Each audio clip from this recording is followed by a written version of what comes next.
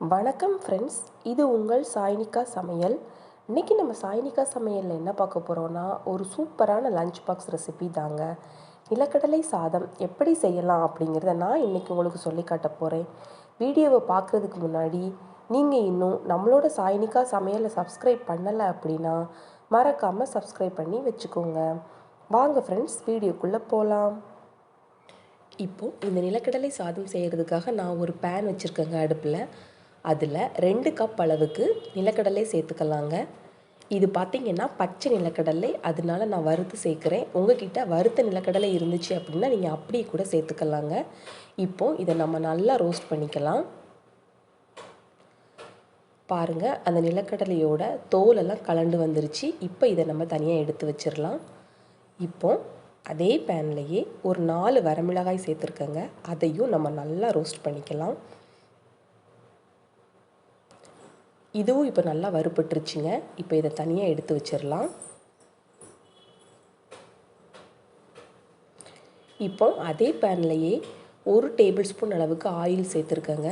Oil நல்லா heat ஆனதும் 1 cup அளவு கடலைப்பருப்பு சேர்த்துருக்கேங்க. சேர்த்துட்டு அந்த கடலைப்பருப்பை அந்த எண்ணெயிலேயே நம்ம நல்லா வறுத்து எடுத்துக்கலாம். கூடவே ஒரு 1/2 கப் உளுந்தம்பருப்பு சேர்த்துக்கலாங்க. சேர்த்துட்டு அதையும் நம்ம நல்லா வறுத்துக்கலாம். இது எல்லாமே அந்த எண்ணெயிலேயே நல்லா வறுபடணுங்க. இப்போது அதே கப்லேயே 1/4 கப் அளவுக்கு கருப்பு எள் எடுத்துக்கோங்க. இதையும் அந்த எண்ணெயிலேயே நம்ம நல்லா வறுத்துக்கலாம்.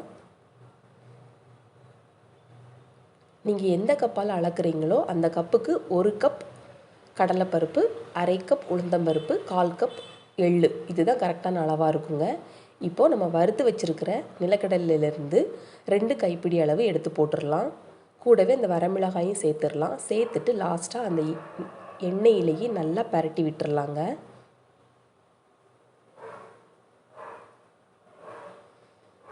பாருங்கள், இப்போ எல்லாமே நல்லா வெந்துருச்சு. இப்போ இதை அப்படியே நம்ம ஒரு மிக்ஸி ஜாருக்கு மாற்றிடலாம். நல்லா கொரப்பாக அரைச்சிட்டு வந்துடலாங்க. பாருங்கள், அரைச்சாச்சு. இந்த மாதிரி கொரப்பாக இருக்கணுங்க. இப்போது சாதம் செய்கிறதுக்காக நான் அடுப்பில் ஒரு கடாய் வச்சுருக்கிறேன். அதில் 3 டேபிள் ஸ்பூன் ஆயில் சேர்த்துருக்கேங்க. ஆயில் நல்லா ஹீட் ஆனதும் 1 ஸ்பூன் கடுகு சேர்த்துக்கலாம். கூடவே 1 ஸ்பூன் உளுத்தம்பருப்பு சேர்த்துக்கலாம். கூடவே 1 ஸ்பூன் கடலைப்பருப்பு சேர்த்துக்கலாங்க. இப்போது நல்லா ஒரு கொத்து கருவேப்பிலையை நான் இந்த மாதிரி கிள்ளி சேர்த்துருக்குறேன். சேர்த்துட்டு எல்லாத்தையும் அந்த எண்ணெயிலேயே நல்லா வணக்கி விட்டுறலாங்க. இந்த சாதம் செய்கிறதுக்கு சாதம் பார்த்திங்கன்னா நல்லா குழையாமல் நம்ம வடித்து வச்சுருக்கணுங்க. அப்படின்னா தான் நல்லா உதிரியாக இருக்கும். இப்போது நான் வடித்த சாதம் சேர்த்துக்கிறேங்க. சேர்த்துட்டு நல்லா கலந்து விட்டுறலாம். பாருங்கள், இந்த மாதிரி அந்த எண்ணெயிலேயே நல்லா கலந்து விட்டுறலாங்க. இப்போது நம்ம அரைச்சி வச்சுருக்கிற அந்த நிலக்கடலை பொடியை சேர்த்துடலாம். சேர்த்துட்டு தேவைக்கேற்ப உப்பும் சேர்த்துக்கலாங்க.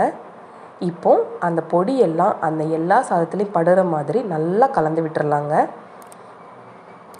ரொம்பவும் அழுத்தி கலந்தோம் அப்படின்னா சாதம் குழஞ்சிரும். கொஞ்சம் மெதுவாகவே நல்லா கலந்து விட்டுறலாம்.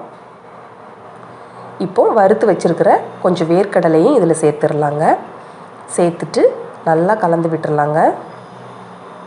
அவ்வளோதான் ஃப்ரெண்ட்ஸ், நம்மளுடைய சுவையான நிலக்கடலை சாதம் ரொம்பவே சூப்பராக ரெடி ஆயிருச்சுங்க. நம்ம இதில் நிலக்கடலை எள்ளெல்லாம் சேர்த்துருக்கனால ரொம்பவே மணமாகவும் இருக்கும், ரொம்பவே டேஸ்ட்டாகவும் இருக்குங்க. குழந்தைங்களுக்கெல்லாம் லஞ்ச் பாக்ஸாக கூட நம்ம இதை கொடுத்து விடலாம். ரொம்பவே விரும்பி சாப்பிடுவாங்க, உடம்புக்கும் ரொம்ப நல்லது. நாங்கள் இப்போ இந்த நிலக்கடலை சாதத்தை சாப்பிட போகிறோம்.